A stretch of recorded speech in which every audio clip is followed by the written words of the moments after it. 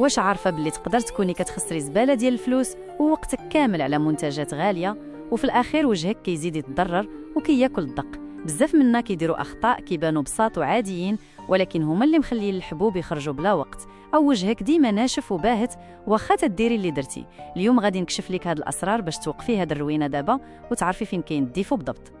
السلام عليكم اللوزه دياولي، مرحبا بكم في فيديو جديد على قناتكم ويساستاتيك. كيف ديما هنا كنهتموا بكل ما كيخليك تحسي براسك زوينه ومرتاحه في بشرتك.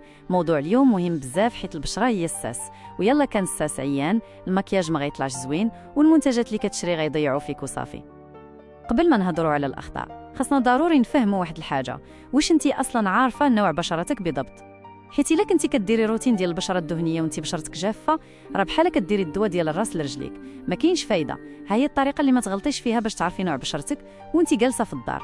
غسلي وجهك بميه دافيه ومنظف يكون عادي، ما فيه لا حماض لا والو، ونشفيه بالفوطه غير بالطبطبه، ومن بعد ما ديري حتى شي حاجه، لا كريم لا سيروم لا زيت والو. خلي وجهك عريان ساعه كامله، ورا ساعه سيري قدام المرايه وشوفي مزيان. يلا لقيتي وجهك كامل كيتزيت وفيه واحد اللمعان مجهد، هذه بشره دهنيه.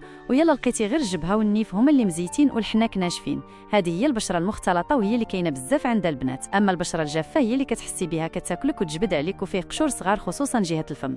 والبشره العاديه هي اللي كدوز ساعه وكتلقايها هي هذيك، لا زيوت لا قشور، مرتاحه مع راسها.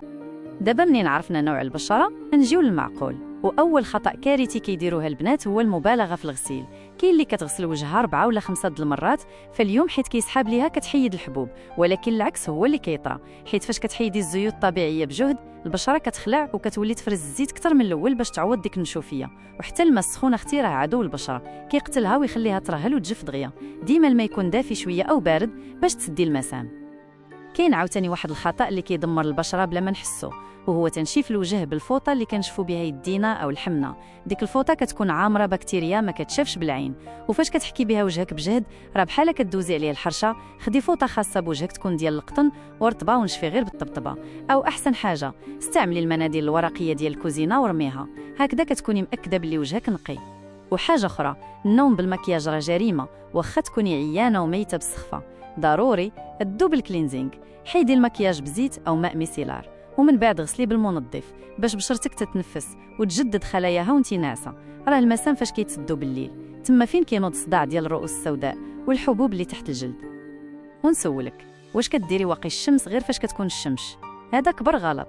الاشعه فوق البنفسجيه راه كاينه حتى ورا الغمام، وحتى الضوء ديال الدار والتليفون كيأثر. واقي الشمس هو السلاح الوحيد ضد التجاعيد. يلا ما درتيش راه كاع داك السكين كير اللي كديري غير ضياع ديال الوقت وكتخسري فلوسك فالهوا وصافي. واخر حاجه هي الترتيب، راه ما يمكنش تبقي الزيت على الكريم. القاعده سهله ومهمه بزاف، ديما كنبداو من الحاجه الخفيفه للحاجه الثقيله. يعني التونر هو الاول حيت خفيف بحال الماء، من بعد السيروم، عاد المرطب اللي كيسد لينا على كل شيء، وفي الاخير الزيت يلا كنتي كديريه حيت الزيت كيدير طبقه عازله. يلا درتيه هو الاول، راه حتى حاجه ما غتدخل البشره وغيبقى كاع داكشي غير فوق السطح وما غتستافدي من حتى شي ايفيكت. كنتمنى هاد النصائح يكونوا عجبوكم اللوزات دياولي وتستافدوا منهم. عقولي لي في لي كومونتير شنو هو الخطا اللي صدمك وكنتي كديريه، وما تنساوش ديروا لايك وتابوناو باش تكبر العائله ديالنا ويساستريك. تهلاو في ريوحكم وبشرتكم امانه عندكم. بسلامه.